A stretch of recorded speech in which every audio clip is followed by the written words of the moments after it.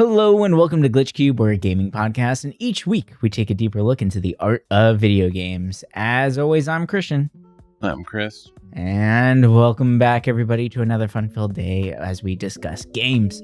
So today, what we're going to be talking about is making games, once again. How about that? So we're going to go back to a classic that we love doing. It's just like working on improv style, making games and coming up with ideas and trying to expand on these random thoughts that are given to us by these game generators.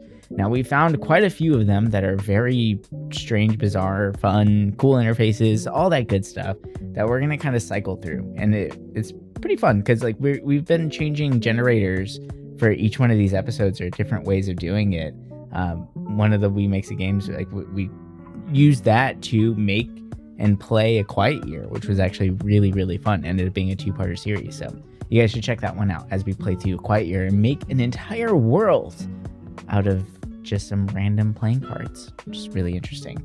But for this one, it's very just kind of lighthearted, off the cuff, just trying to, we read off what we see and we see if it has any legs and try and, expand on that idea to have it make some sort of sense. And some of these game generators that we have definitely don't make sense. Like it's they get a little weird. It sounds like a weird jumble of words, honestly. And that's part of the fun. But for instance, why don't we just jump right off? Here's one from one of our generators here. It is a horror game where you build famous people to prevent the fabric of reality from unraveling. So, like, are we building robots or are we like building famous people up from the ground up? So you're taking some random Joe Schmo off the street and you have to build him up to be a famous person. And then they are in turn like the chosen one to save the world. What do you think? That sounds amazing. Right? It could be interesting. Like a weird little like dating sim, but you have to find the just some random person off the street and make them the chosen one. You turn this random schmuck off the street, turn him into, I don't know. I don't know why my mind instantly went to that Charles Barkley Shut Up and Jam RPG. That's that so old random. RPG. Yeah. And I'm like, oh man, what if it was just Charles Barkley just like saving the world? I'm like, damn, this is it. So You just got to make them into an athlete. Bam. So this is the ending of the game, though. This is the epic finish, is that he shows up in Space Jam and saves the world. Yes. God. Him, Bugs Bunny, and LeBron James. That's the catastrophic event that is going to unravel the fabric of reality, is if the Monstars win. So that's why he went to save them. With his secret juice. The secret sauce. Turns out it's just water, but whatever. Hey, man.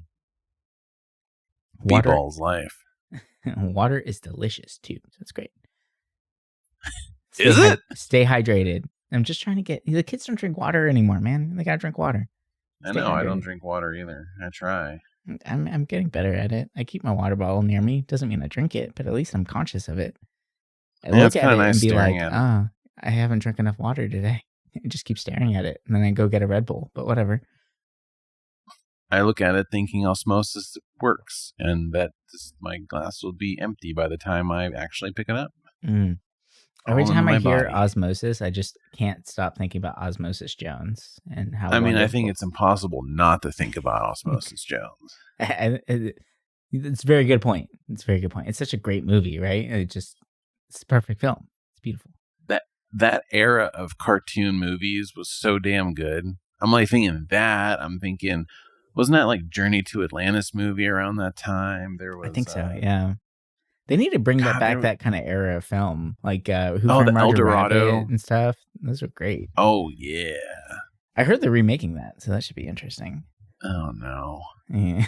I went from oh yeah to oh no real fast.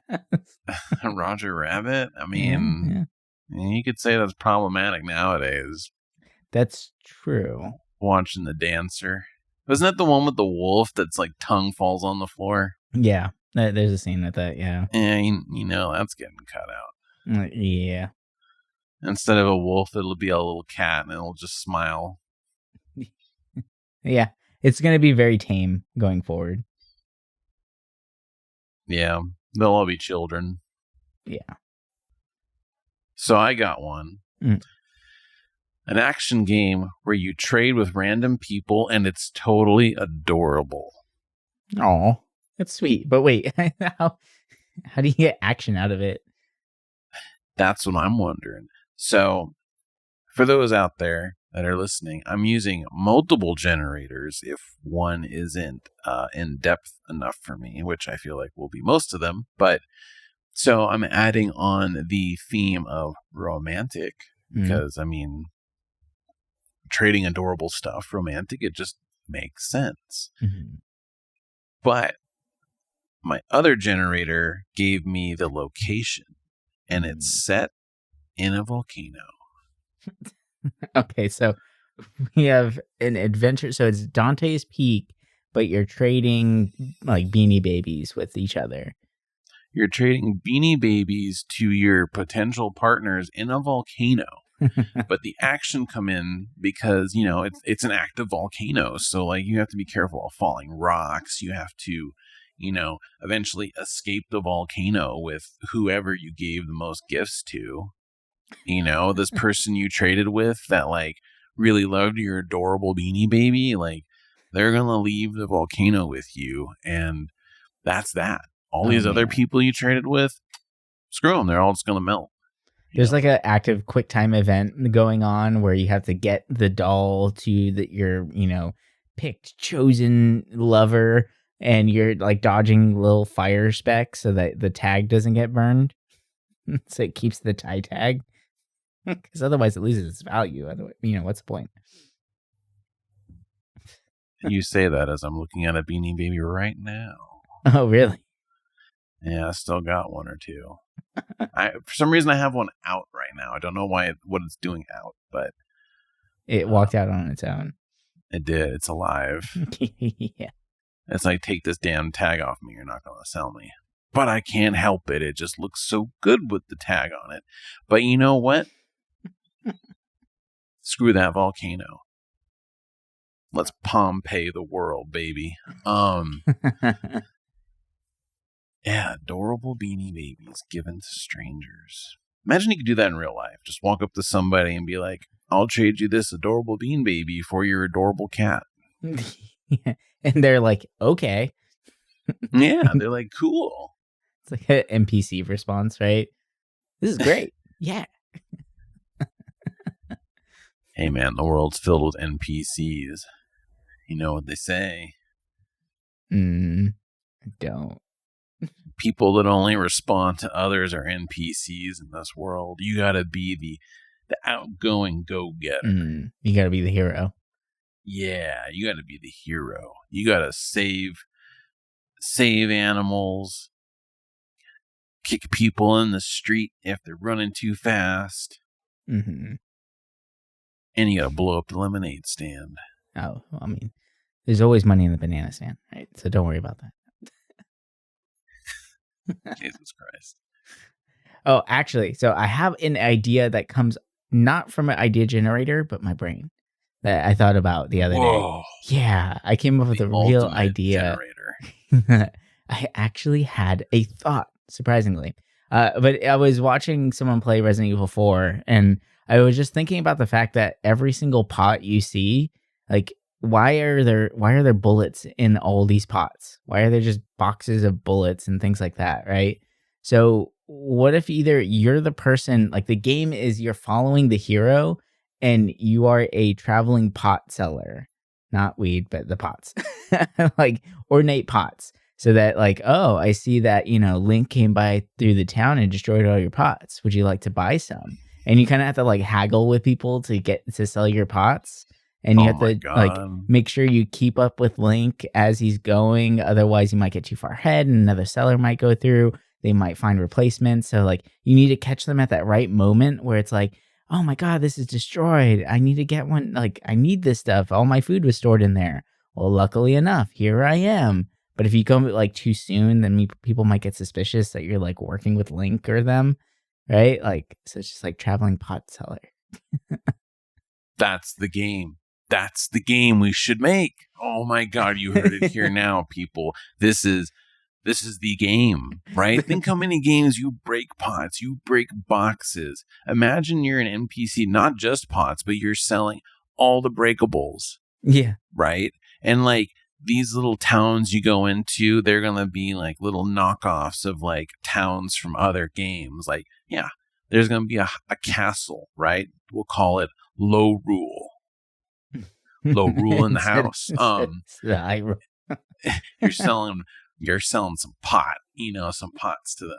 And then you have your what's a game with a lot of boxes?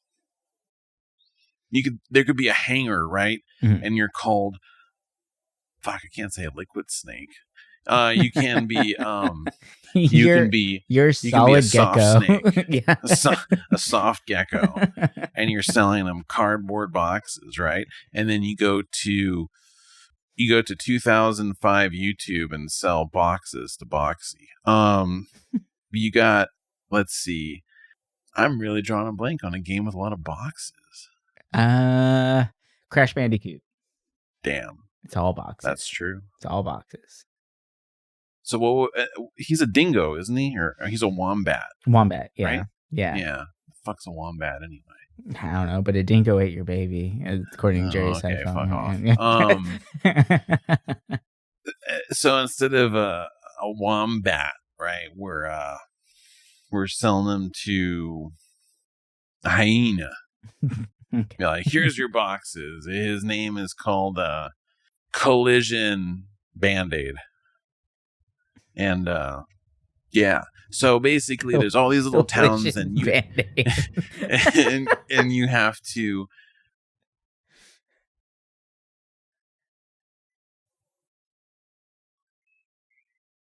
haggle. Mm-hmm. I don't know why I had that long pause right there. There's a lot of just shut off because I'm so happy on this idea. God damn it! It's a very dramatic pause there. It was like a perfect pause. Yeah. And yes, so you are in line. So basically, when you go to these settings, right? So in the beginning, you're going to these towns to sell. You go to a town. And you hear, hey, like, we need some pots. Okay, I'm going to sell some pots, whatever. It's almost like a resource sim kind of thing where you're going to these different towns. But eventually, because you want more money, because, I mean, apparently this world we're playing in is going to be ultra capitalist, you somehow get in touch with these heroes, right? So they call you, be like, hey, we want some cut of the money. We're going to smash a bunch of these boxes. You be there, drop them off. And you got to think, like, are they being serious? Or are they, like, is this a townsperson screwing with you? Or what if it's at, like, Inception level, where, like, you're the one whispering in Link's ear that, there's a rupee in every, jar, in every pot. Ooh, I like that idea. You persuade them to break stuff, but if you persuade them too much, they might kill the townsfolk. They could dip to be the bad person. Link gone wild. Slaughter. He smacks the chickens and makes the chickens eat everybody, so it doesn't look like it was him. Did you see like a 60 minutes of Link? I don't know what happened. Just one day, like the moon was falling. It was okay. It was all good. Everyone was rejoicing. But then he came at us with those chickens. And he just wouldn't stop, and he just kept yelling, pots, pots, more pots. Like, you just break a hero, like, mentally. They have a mental breakdown because you push too hard that you want them to break pots. I like this idea. What if you had a storefront and, like, I'm almost thinking like those games like Moonlighter, right? Where you have a little storefront and you're selling, like, pots and stuff. What if, like, how, like, in Moonlighter, I think Moonlighter has this. I might be thinking of one of those Flash games that's similar to it, where there'd be, like, a thief, right, that would come in there and try to steal it. Or is there a thief in Moonlighter? I don't remember that. I don't think so. I used to play this back in the day. A lot of games on Congregate and Newgrounds, and there was one where you're like basically the same mechanic. Like you don't really go in the dungeons in those games, right? It's like automated, but you run a shop. And basically while you have that shop, there's like the possibility of a thief coming in. I forget the name for this game. Yeah, but it was like pretty old Flash game. But so you would have thieves, but instead of thieves in this game, it'd be the heroes, and they'd come in and break your pots, right? Ooh. So then now it's a fight. It's like, wait a minute. Now it's a fight. Wait a minute. Merchant game turns into an action game. It turns into a PvP game. So this is a massive battle royale to sell pots to villages, and you have to be the last pot seller standing. And you do whatever it takes to take out your competition while persuading the hero to become a villain and break into random people's houses. I always thought that was weird in video games, that's okay. Like every single dig through their drawers. Yeah. It's like, oh, this bookshelf's nice. This thing looks expensive. I'm going to take it. And everyone's just like, okay, I'm eating dinner. Welcome to my town. We're friendly. Like, what? Yeah, it always was a little odd. Yeah. I do like when like they make characters kind of respond to it, but you like barely ever see that. Yeah, I always think it's funny whenever you take something and they're like, hey, like that's not okay. Don't do that. But then that's as far as it goes, right? Like they don't stop you from actually doing it. Instead, every time that happens to me, I turn around and break another pot. Just look at him and be like, I'm going to look you dead in the eyes as I push this off the table like a cat. That's funny. This game needs to happen. I like it. We'll call it pot dealers. Instead of, wait, no, pot tradesmen, and we're just going to call it the new PT. Wow. We'll get 1 million hits right there just because of that. Just call it pot trade. Pot trade. Yeah. PT. Ooh, pot trader. You gotta make the pot kind of green too, so everyone thinks. That's what I was thinking too. I was like, you're gonna get so many mixed people that either think this is a horror game or they really want another stoner game. Mm-hmm. There's a cosmetic for one of your pots. It just turns it into a bong. No, it just turns everything in the game into a bong. Yeah. Yeah. Even that's new game Collision plus. Band-Aid. Yeah, Collision Band-Aid turns into a bong. Just absolutely everything is a bong. Now the people, the little animals running around. Everyone's like, what the fuck? The tree. Yeah. The moon's a bong. Yeah. Whoa, smoking out of a bong. Whoa. That's the moon. Whoa. It's like a bad Rick and Morty episode. Wait, there's good ones? Oh, damn. True. Very true. I get though, but imagine everything was a bong. And that does sound very Rick and Morty though. It does. Like they just end up in a different planet. It's like Bong World. It's like, okay, cool. It's weird. Well, we know if they make an episode where everything's a bong, we can that means they're listening and I'm happy. I'm okay with that. Take it personally. Be like, yo, they got this idea from us. How dope is that? Hell yeah. Yeah, I think this game definitely needs to be made. 100%. It's so weird and out there. I think this should be our pet project. Yeah. So this is a weird one. This isn't the one I'm gonna talk about, but I just thought this was a weird prompt. An indie game where you blog about ropes, and it's also kind of a dating sim. I'm like, oh, sweet. It's only ropes. I'm a BDSM blogger. Only ropes. That's what it's called.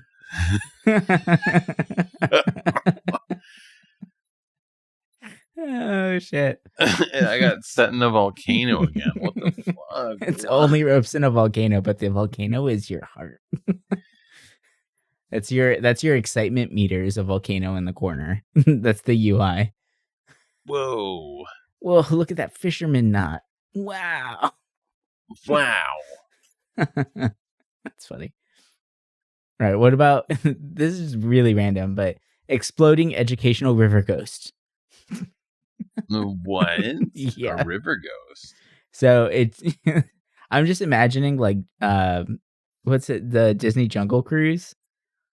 But they're like going down the river and just a bunch of ghosts coming out of the water and they yell out things like 2 + 2 = 4. And then they explode everywhere. And you're trying to dodge a bunch of ghosts as they're spouting random like education, like, elementary school educational facts at you. So the whole time you're just like, I already know this. Like, what the hell? Did you know the capital of the United States was Washington? It can be like a educational game that turns bad later, like Frog Factions. It's just it's what ends up happening to all teachers that die. They end up in the river, and they explode due to needing to be able to actually say what they've been trying to say this whole time without being interrupted by children. That they want a living wage, yeah. Oh, but they're not living. That's the sad truth. Teachers deserve more money. Yeah, 100%. All fun aside, pay the teachers what they deserve. That's a hard ass job. It is not easy. Yeah. Can you imagine a world where more idiots are around? Like we need teachers. You mean like right now? But I mean, you know what I'm saying. It's gonna get worse. Oh yeah. Horribly worse. How about this? An action game. Why do I keep getting action games in my prompts? Where you mingle with your phobias in a black hole. Oh, weird. I like that though. Because I mean, like when you're faced with your phobia, like you could feel like you're in a black hole. So like that black hole is your mind and you're trying to get through it. It's like each level would be a different phobia that you have to conquer, right? So think about like you have an arachnophobia level. So the whole thing's like spider themed and you're trying to get through it, but like you're slowly trying to swim your way out of this void as like spiders are coming at you, and that's the level that you're trying to get through. Like Psychonaut style, right? Like they get into your brain and that's the level. Imagine you're running through a forest that are just spiders, right? And then out of nowhere, like the ground underneath you vanishes and you fall into a pool of spiders, and you gotta swim through these spiders, and it's like the haptic feedback on the controller makes it feel like you got little feet crawling all over you. Oh man. And then whenever you finally get out of that pool of spiders, you get out of there, you stand straight up, and you're naked giving a presentation in front of 500 people. It's all about phobias, right? Some people think that'd be kind of fun, not a phobia. I mean, some people think spiders are fun. And those people are crazy, though. Yeah.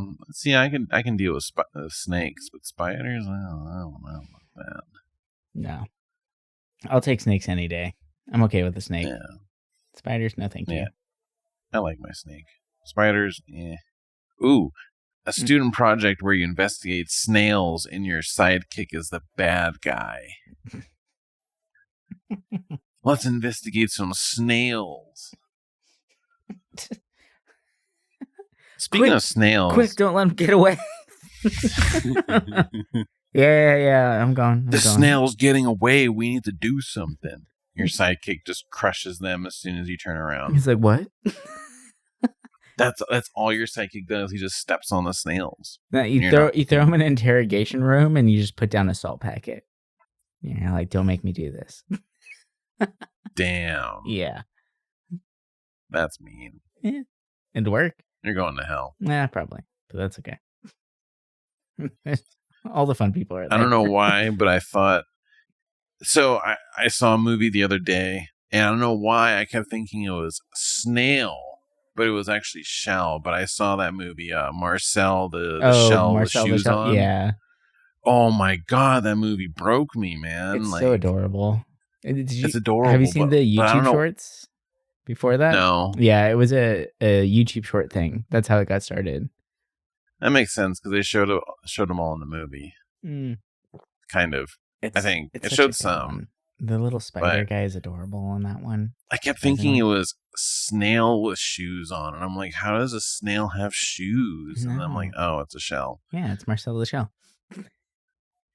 Yeah, That's a good one. Yeah. Good one. All right, what about What you a war game where you swap dark wizards with friendship? So this one's weird, but this is what it first came to my mind. All right, you are Voldemort, and you finally had enough, and you're like, "Fuck it, get these dumbass dark wizards away from me. I want friendship." So you're just tricking all the people that have been following you this whole time, all these dark wizards, to like go somewhere else so that you can get a little bit of friendship back. Just try and find a friend. It's Voldemort Friend Finder. Friendship is magic. Yeah. Ooh, that's gonna be the last line in the game. That's gonna be it. Someone's gonna be like, "You traded all this power, all this stuff for your magic." And he's like, "Friendship is the ultimate magic." And he rides off with a pony. Yeah, on the last unicorn that he didn't kill. My Little Pony. Yeah, Princess Sparkle or whatever the hell. I'm a little worried that you know that. I mean, you can make up any, like, I'm sure there's, Duke Glitter's hooves or whatever the fuck, like. Duke Glitter? Is that the pony Duke Nukem? Yeah. I guarantee, if it's not already something, give it like 10 years. That's going to be something. Duke Glitter hooves. It's going to be my pony name. All right, so how about this? A strategy game where you destroy eldritch monstrosities, but you don't play a big role in the story, so you can actually do pretty much whatever you want. What the fuck? Yeah, these generators are goofy as hell, but I love this one for some reason. So, like, I like the idea of them marketing this game as some epic thing where you're fighting these eldritch monsters, right? Like crazy Cthulhu beasts and all that stuff. But if you just want to sit back and watch Netflix, you can kind of just do that. That's fine. And just kind of do that in the game where it's like, I don't feel like doing that right now. I can if I want, but nah, I'm good. It's the ultimate like procrastination game. It's like, yeah, I'll get to it tomorrow. I love that. I don't know why I like that so much. I love the fact, like, the idea of putting so much work into like these fights to make them the most epic things in the world. Just like crazy looking things, super realistic, and then it's just like, I'm gonna go to the liquor store and buy some ice cream. You want some? Like, like, I don't know why I like that so much. It's so dumb. A god game where you fire pellets at celebrities and near the end you ascend to godhood. I like this. That's a good one. We need more stuff like this. Yes. What kind of pellets though? Like poop pellets, pee pellets? I think those are like upgradable, right? Oh. Yeah.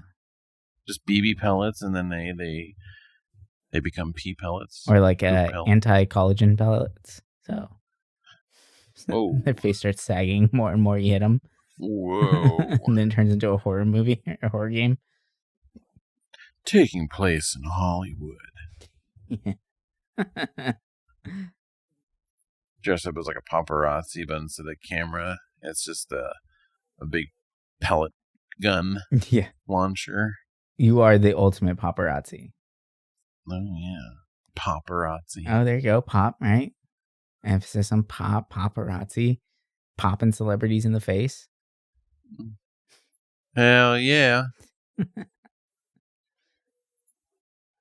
a sim game where you feel bad for absolutely everything with kill streak bonuses. So there's that. You feel bad for killing things? Yeah. So like your character actually feels bad for what they're doing, but you get some pretty awesome bonuses for kill streaks.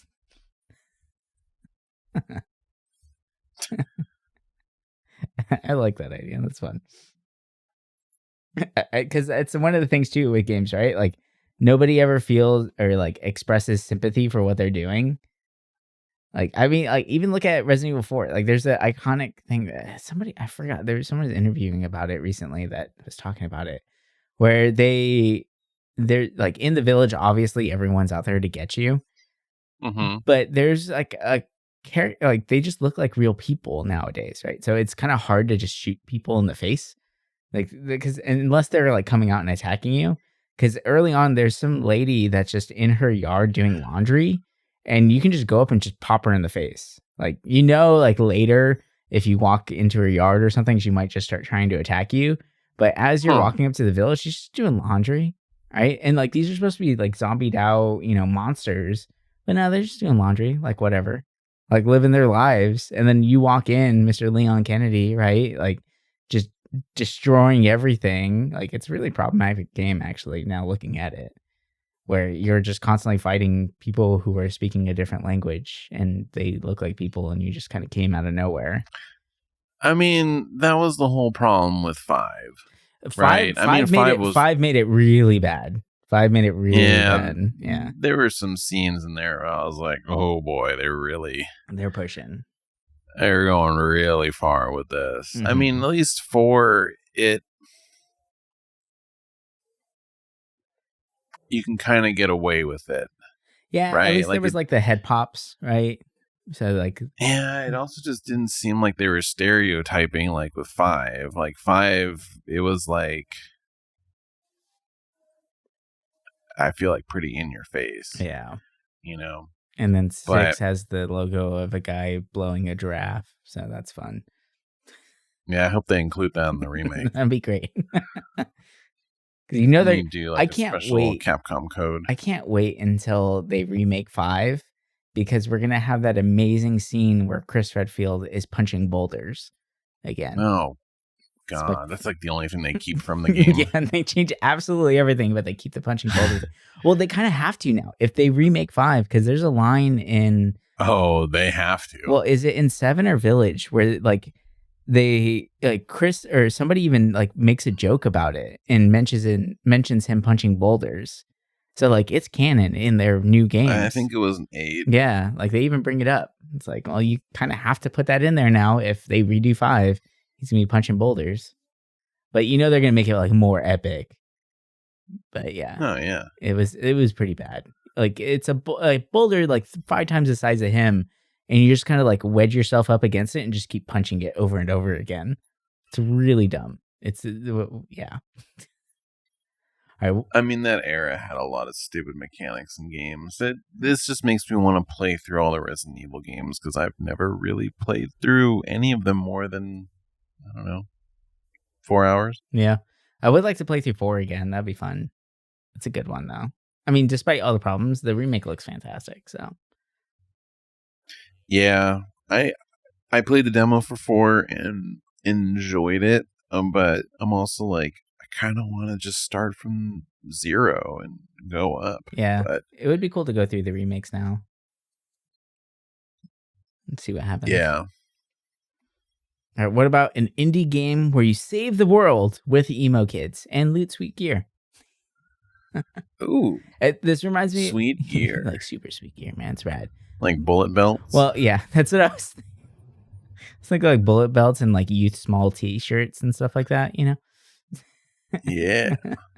Some fake bangs and some manic panic hair dye. Yeah. Checkered slip-on Vans. Hell yeah, dude. But you got to make sure there's some sort of holes in them. They got to be ripped up a little bit like you've had them for a while. And your parents didn't just spend $100 on shoes that you can rip up. And safety pins. Don't forget the safety pins. Oh, God. I always forget about the safety pin. Yep. Crap. They got to be included somehow, somewhere, some way. Safety pins. It's essential. Love it.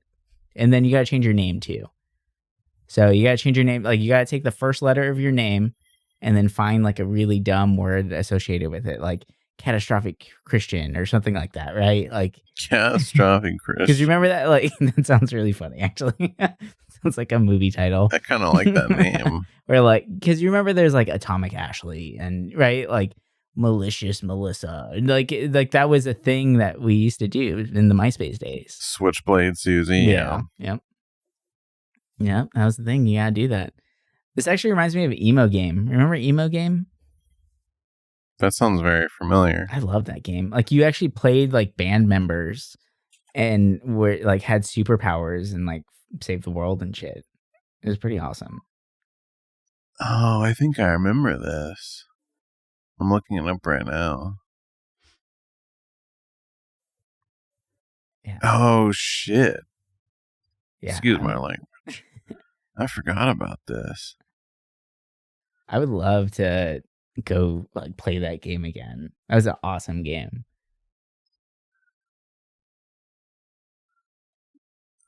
I didn't realize it was all the way back in 2002. Wow.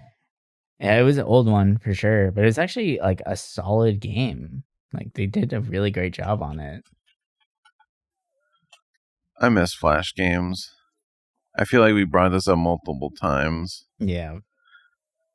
Oh my god, Congregate looks like ass nowadays. Oh, well, I forgot that Flash is done, but a simulation game where you mutate conspiracy theorists until the sequel. Oh God. So you're making the conspiracies for the next game? Yes, you mutate them. That would be cool if it had like a, when you get like a demo for a game and it's able to carry over your save, or like part 2, you can carry over your characters. Where like if they can, like the things that you've been like fucking with and mutating in the first one can then become the conspiracies of the second game. That'd be pretty awesome, actually.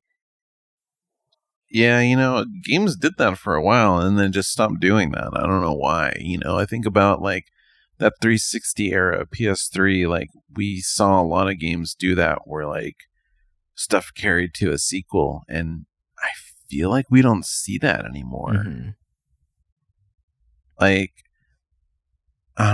granted, I feel like, for some reason I'm thinking Octopath Traveler, right? Like, beating the first game doesn't carry anything over to the second game. But it's like, I don't know, like, back in the day, I feel like you played a game and you played its sequel. There'd always be something that would carry over to the sequel in order to say, hey, thank you for playing that, right? Yeah. Like, I'm thinking, like, the Suikoden games back on the PlayStation 1, they unlock, like, stuff for the second game. Or Golden Sun.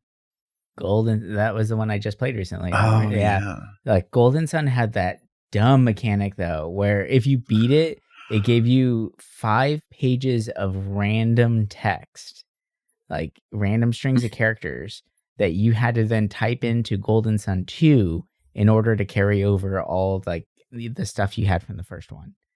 Because it's the same characters, and then you get like a new cast. So like you can keep their level caps and all the magic and the spells and the equipment, but you need to type in a 5-page doc of random string of characters to prove that you beat the first game.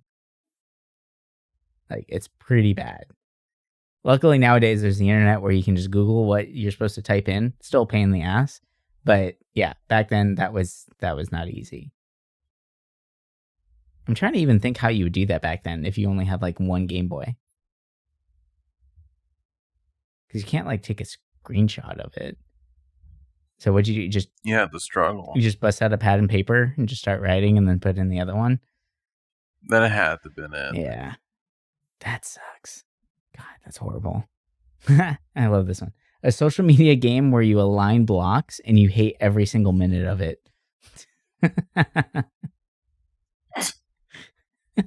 So it's just it's just shared hatred.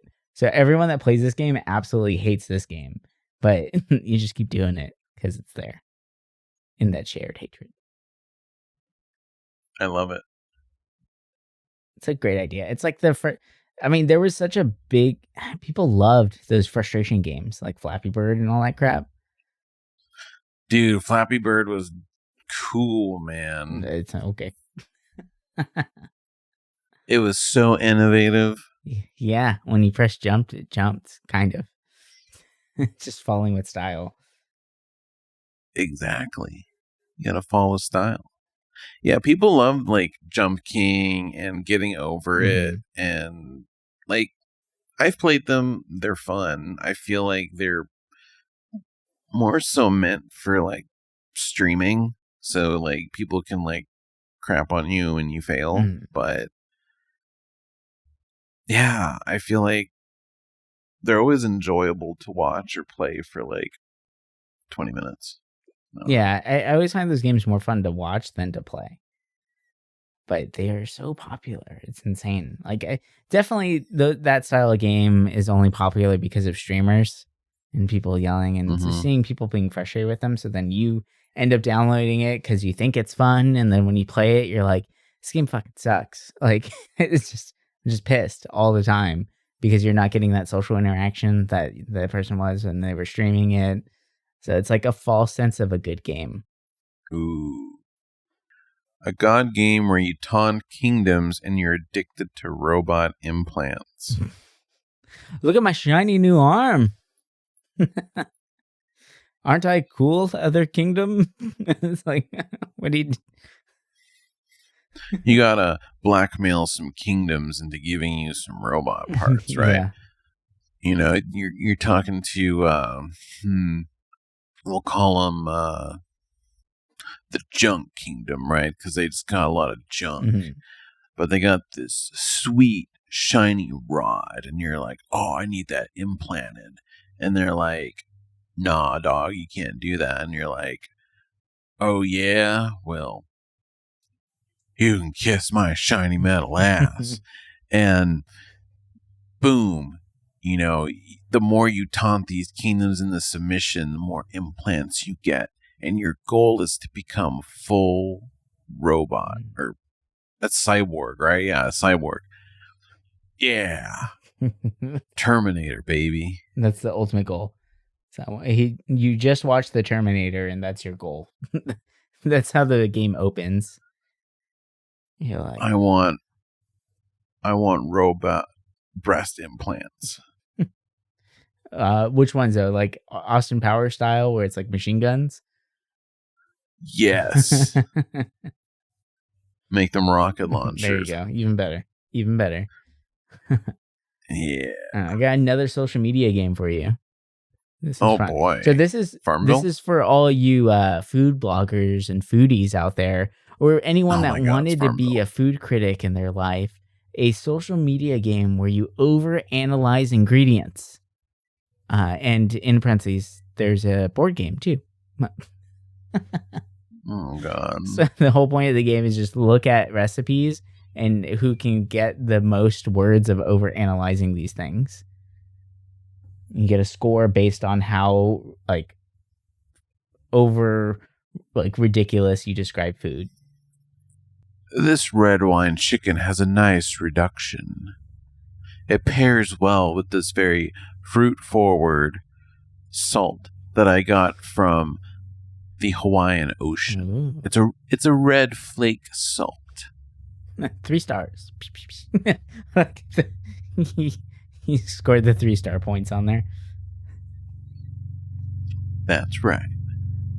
How about a browser game where you resurrect man beasts because thou must? Why are you doing it? I love that it is throw words. It's like, why are you playing this game? Because I must. I has no choice. It's a browser game, so you can play it at work. You can play it anywhere. Ooh, that's good. That's good. Imagine you're at your job. You're doing an order on the computer. You see a little tab or a little thing under the browser bar, right? And it just says "man beast," and you're like, "Oh snap!" That's right. You click on it, and you have to click, right, like a clicker. You just keep click. And the more you do that, the more you resurrect beasts. Man just beasts. floods your browser with just man beasts. Yeah, it's like albino black sheep back in the day, right? Right. So like your browser is just like 5,000 little pop-ups of man beast, God. and it's like not the safe for work kind of man beast, right? It's like that deviant art, like Tumblr centaur. The type where you close your laptop real fast if anybody's nearby. And then you open it real quick in the bathroom. No, and yeah, man beast resurrection. I like it. MBR. What are you playing? MBR. Yeah. MB. Okay, speaking of man beast, here. What the hell? What the hell is this game? All right, a role-playing game where you win hot boys, and the gameplay changes depending on where you're playing it. So wherever you, so it's like Pokemon Go. So there's like regions for hot boys, and the more you play it, the more hot boys you get. What the fuck? What a weird game. Where do you think would be the best place? Mm-hmm. You know, you think about Pokemon Go, it's like parks, but like yeah, oh, true. Like, where are the Pokestops or the hot boy stops? It's at every Abercrombie and Fitch. Right. It's just at the CrossFit gyms. You go there and it's like, all right, I'm gonna catch me some hot boys. What? It's a video game. It's fine. Well, you've been in the bathroom for a very long time. Yeah, I'm just catching some hot. I was trying to catch this hot boy, but he kept running away. Oh God. Oh, it's so bad. I love it. Yeah, that's kind of hard to top. That's a good one. Except for this. Ooh. A simulation game where you enslave kittens in gigantic strongholds. That sounds wonderful. And it's set in the mountains. So you're just filling your kingdom with kittens. It's like, sir. Yes, but they must work for you. I actually really enjoy that. I would play the hell out of that game. I don't even care where it ends. That's just great. It ends with you eating the kittens. Never mind. You know how chicken nuggets are made? That's what they're going to do with the kittens. It's like that. Oh God, I always imagine that picture that was sent out with like the McNuggets, that like pink putty shit. Stop. I forgot about the putty. Yeah, that was gross. Oh, how about this? Instead of something evil, you're just enslaving kittens to make more cat memes. You're gonna bring back the cat meme era again. So this is the distant future where cat memes have died because TikTok is illegal. So you have to resurrect. Oh shit! You have to resurrect cat memes by filling your castle and kingdom with cats. We got long cat. We got lime cat. We got grumpy cat. We got disappearing cat. We got, what the fuck is that cat? We got Bub. Yeah. Oh, little Bub. Poor little Bub. Oh, it's funny how you just say Bub and everyone's like, oh, little Bub. Yeah. Like everybody. I feel bad for that little buddy. Yeah. What about cat has cheeseburger? I can has. I hated that picture. I can has cheeseburger so much. I just love. I more so hated the people that would say it out of nowhere, thinking they were so quirky. Yeah. Yeah. I feel like that came out in high school. Maybe that was after though, but I feel like that was a high school thing. I feel like that was after high school for us. Let's see. When did it start? Oh, it was created in 2007. So no, I was still in high school. That's the year I graduated. Yep. So you're older than me? Fuck, I forgot about that. I can has. Just remember that. Everything became I can has. Anytime there was an animal, like a dog or a cat, and they were just looking at the fucking camera, it was always I can has and then blank. Like whatever they were looking at. If I fits, I sits. Gosh. You know what, man? I don't care what anybody says. That's just fun. Yeah, I kind of like hard. this. It's hard not to put a smile on your face whenever you see Icon has cheeseburger. Yeah, it's such a stupid looking cat. You're just like, oh. I love it. I love it. Oh, man. God. Yeah, the cat memes really just ended out of nowhere. I feel like they were going strong for so long, and then I feel like it's weird. Like, cat stuff became so like ingrained in everything, where now we have so many documentaries and movies on just cats. We have Jackson Galaxy with his Cat from Hell show. I mean, there's even CatCon LA, where there's a whole convention for just cats. And actually, there's another convention that's coming in the end of April to San Diego too, which I was looking at and I might go, but whatever. But like, there's like, now it's I don't know, it's weird. It's like almost where it's everybody loves it, so it's not that fun anymore. It's almost like stage diving used to be cool, right? But I read a quote from a rock star that said, "The day stage diving became uncool was the day that McDonald's did a commercial where Ronald McDonald jumped off the stage and did a stage dive." Like, that was the day that they stopped doing it, was when that commercial came out. So like, now that that was a commercial. Yeah, apparently there's a commercial of that, and so it's become so wide, like mainstream, that now it's like, right? Like, you kind of lose that magic anymore. See, for me, after working at a cat shelter where I was around cats for years as my job, and having middle-aged to a little bit older coworkers and volunteers who were all triple my age, they were always sharing those old cat memes well into the early 2010s. Yeah, because it's still... So I was like, oh, these guys are still popular, huh? They're like, check out this cat meme my friend made. And it's like really, really bad. And I'm like, oh, yeah, that's great. It's funny, actually. Yeah, that was a fun job being with cats all day. Didn't have to deal with people. You just play music. I like it. I like it. Simple days. All right, well, that's going to do it for us this week. Hope you guys enjoyed the crazy chaos of these game generators. They always are just weird and bizarre and out there and just kind of fun and just like a good little thought process. And it's a nice little like decompression kind of episode for us, which is just fun and just enjoy this space and just see what comes out of it. And the great thing is, I mean, none of this stuff is vetted beforehand. So I think that just makes it that much more fun and interesting to go through this.